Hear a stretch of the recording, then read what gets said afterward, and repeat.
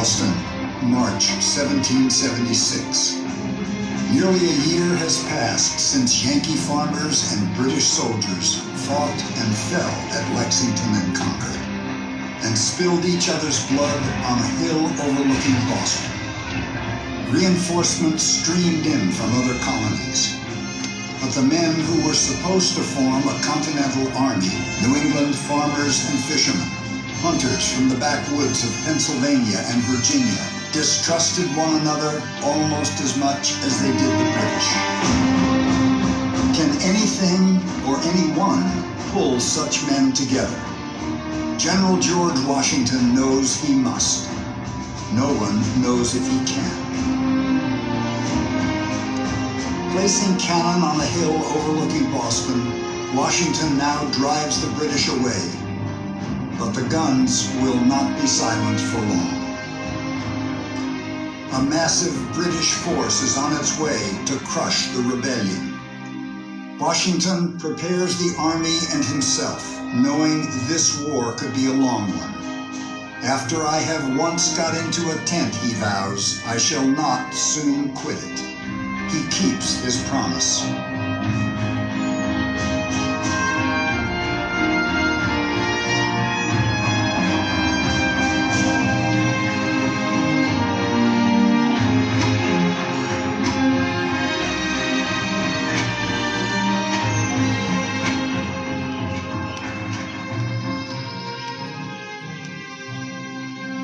During 7 more years of war, with campaign seasons stretching from spring till first frost and sometimes deep into winter, Washington's tent is both home and headquarters.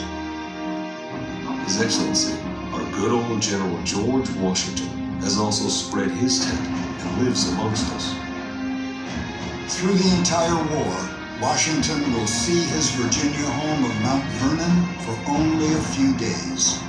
The fighting grinds on. Washington and his men struggle through blistering heat and bitter cold. The general vows that he will share in the hardship and partake of every inconvenience.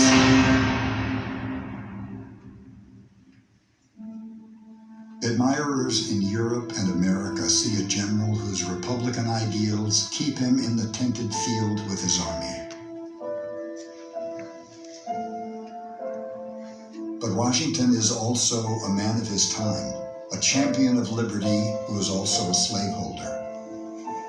William Lee, his valet, is one of hundreds of thousands of African Americans held in bondage in this emerging nation. But the soldiers of African descent, both free and enslaved, who enlist in Washington's army, challenge his ideas about slavery through the example of their patriotism. Their fight for freedom will continue long after this war. But there's another side of Washington's war that few see.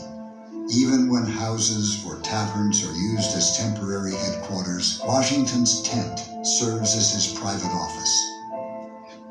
Here he sits alone, reading and writing the letters that mark the highest and lowest moments of the war, moments of frustration, uncertainty, doubt. I am convinced beyond a doubt that unless some great and capital change suddenly takes place, this army must inevitably starve, dissolve, or disperse in order to obtain 6 years into the struggle, he confesses that we are at the end of our tether. Now or never, our deliverance must come. That moment comes in 1781. A remarkable opportunity to trap a large British force against the sea. American and French troops converge on Yorktown, Virginia.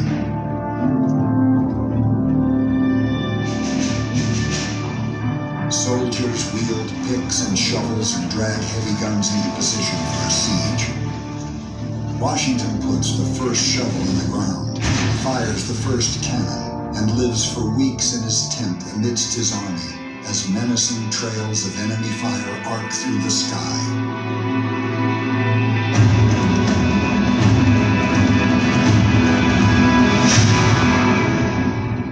At last, the British surrender. The defeat shakes British resolve to continue the war. Though fighting continues for 2 more years, America finally secures independence in 1783. The Treaty of Paris brings an end to the war. But the young republic has other dangers to face from within.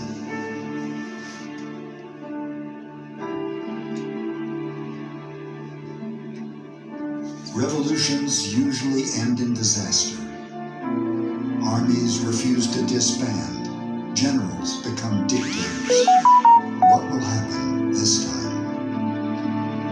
In 1775, Washington reminded his countrymen as they went to war, "When we assumed the soldier, we did not lay aside the citizen." 8 years later, the Continental Army is unpaid and disgruntled.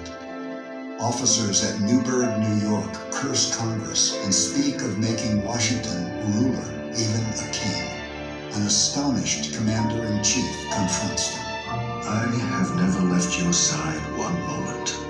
I have been the constant companion and witness to your distresses. I have not only grown gray, but almost blind in the service of my country. Tears roll down the cheeks of men who have charged into the mouths of cannon. He has lived among them. He has shared their hardship. Now they must lay aside the soldier and become citizens again. By reminding them of the cause that kept them together in the tented field, Washington saves the Republic. It is time to go home. Washington resigns his commission and sets out for Mount Vernon. He arrives on Christmas Eve, 1783.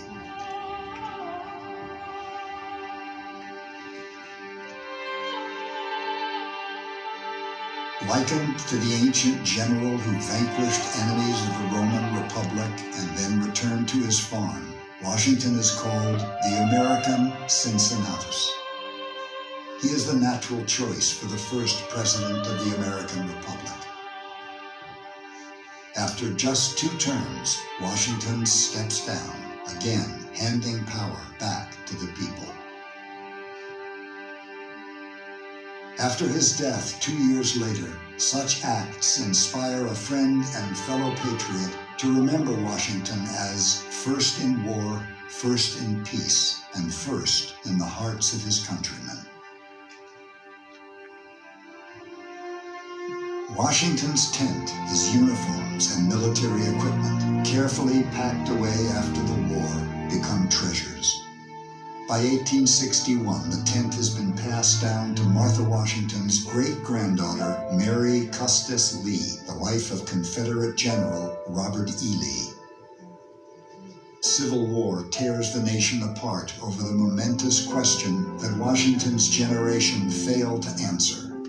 Do the words, "all men are created equal," apply to all people? Once again, Washington's tent is witness to war. Union troops occupy Arlington, the Lees' home. When Mrs. Lee and her children flee, Selina Gray, an enslaved woman, is left as caretaker of Arlington and the Washington relics, including the tent. Again, the tent becomes a symbol when it is removed from Arlington and officials place it on exhibit in the nation's capital, claiming the mantle of George Washington for the Union cause. The war ends. Decades pass.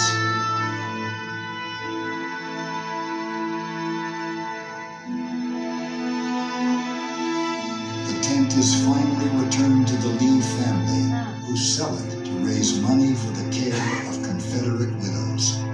The buyer is a Pennsylvania minister for whom Washington's tent is a symbol of unity for a divided nation. He dreams of building a museum to honor Washington and the American Revolution. Today, Washington's tent is here, still bearing witness, reminding us of times when the nation's future hung in the balance.